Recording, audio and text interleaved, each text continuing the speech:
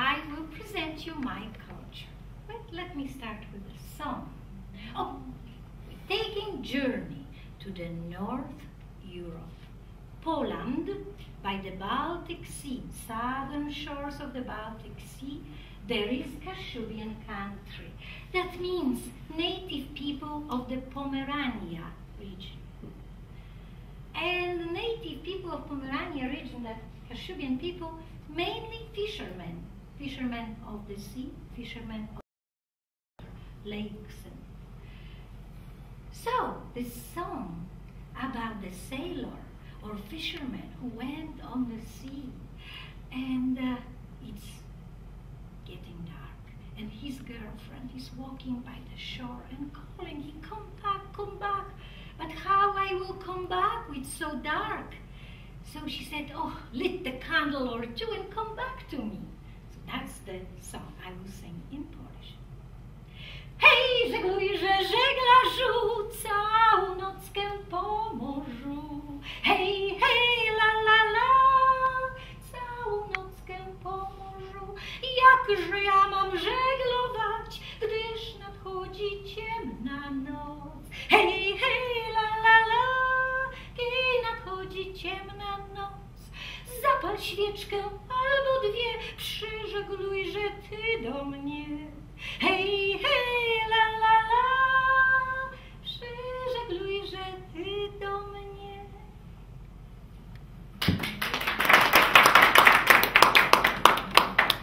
Now, I'm wearing Kashubian costume. This is the costume of the local people from Pomerania, Kashubian people. But it is very ancient costume. I will tell you a legend how that costume came to be. 800 years ago, if somebody is precise in mathematics, 1209 year, great Duke of Pomerania, Świętopełk, decided to make a huge party in, of course, capital city of Kashubian region, Gdańsk, famous city. Party which he invited princes and princesses of the Baltic region country. He wanted to impress his guests.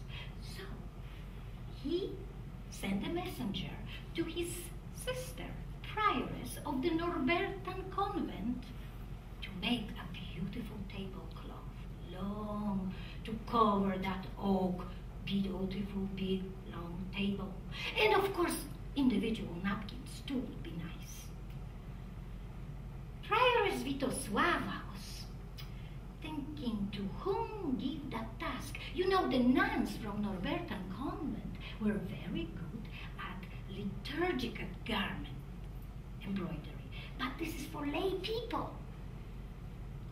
But the Prioress Vitosława put trust in the youngest of the embroiderers. Her name was Radosława, and Radosława was so talented, so swift in her work. She received that task. She went to her room. She had everything.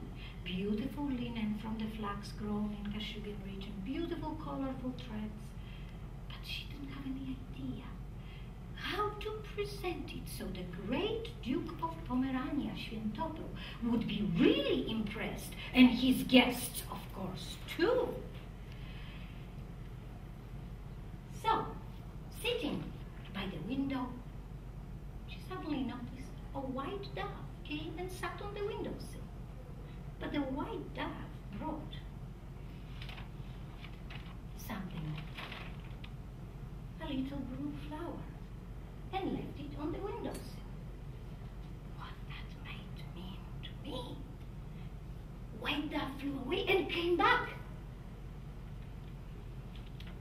with a red rose and left it on the windowsill. Radosława was curious, but the bird was busy, brought the daisy, and then brought some cherries, dark cherries, and left them on the windowsill. Now Radosława is thinking, and this thing's going on. Finally, the white dove came with a piece of amber and put that on the windowsill and spoke to Radosława. The white dove said, Radosława, look at those beautiful things, how they beautifully present themselves on your windowsill. And look outside the window at the rainbow. And use those colors and those shapes, and the embroidery will impress not only the great duke, but all the guests, all people. Radosława swiftly started doing her job, and it turned out like this. It's unbleached flat spin.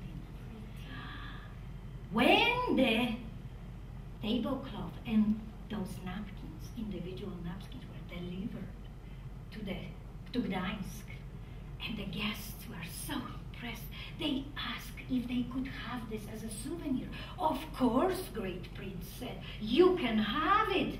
And he ordered more. He was so happy that he gave many beautiful, precious gifts to the Norbertan convent. And with more orders, the nuns, even if Radosława showed to all of them, didn't have a chance to fulfill that. They had started to teach the girls from surrounding villages how to do that embroidery in this style. And in that way, Kashubian embroidery became folk art. Till now, there are schools of embroidery. Until now, every year there are competitions, even gentlemen embroidering beautiful things. And the art is going on. See, it started in 1209, 800 years ago.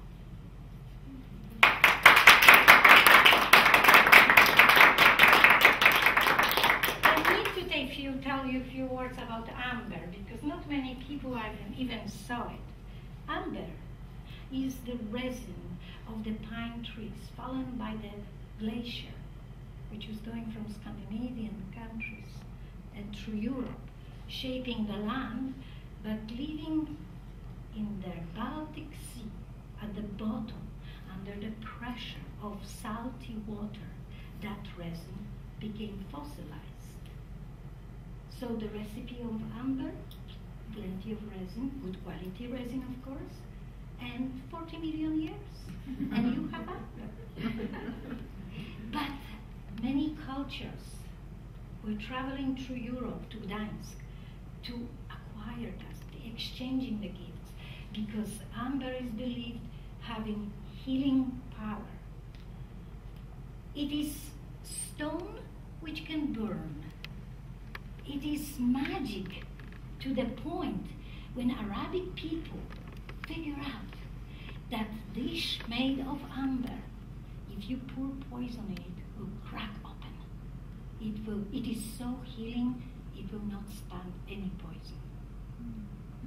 It has electrostatic properties. That's how you shake false plastic things made from amber. You tear the little pieces of paper, or from the natural, some cotton or wool, you wrap, an electrostatic effect will pick up like magnet. So that's amber, healing power. There is also, and I'm using too, when you powder, when jewelers make in Gdańsk, there are many jewelers, when you powder amber and dissolve that in spiritus, in strong alcohol, with the drops you drink this, and it has the healing power. Because as tree heals itself, the same amber heals us if we're wearing or if we drink. Now I will rather wrap it up with this song about the flowers. Rosną sobie kwiatki na łące,